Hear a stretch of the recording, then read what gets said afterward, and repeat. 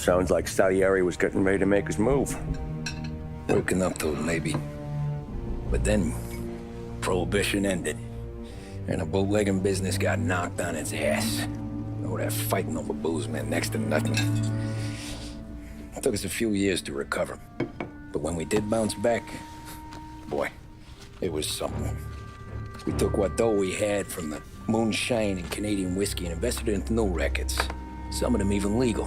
Construction, restaurants, trucking, gambling. We branched out into everything, except peddling dope. And by 35, things were looking up. We had good money rolling in on the regular. I had a wife and daughter. Sam was running a club for the Don. Even Paulie had a few rackets of his own. Wasn't exactly happy, but what do you call it then? Content. Yeah, that was it. And Salieri, he finally starts talking about getting out of Morello's shadow. Maybe buying our own cops, our own politicians.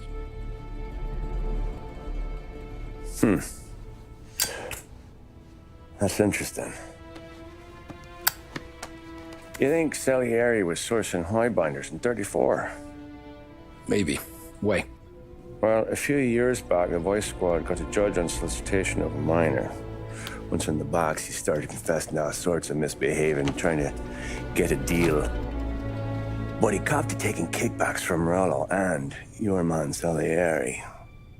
Playing him off one another, trying to goose the take. But once Morello found out, he threatened to bury the judge's kids on the beach. Still breathing, of course. Christ. That was the missing piece. How's that? Morello was always winding us up. But he never did anything that might start an all-out war.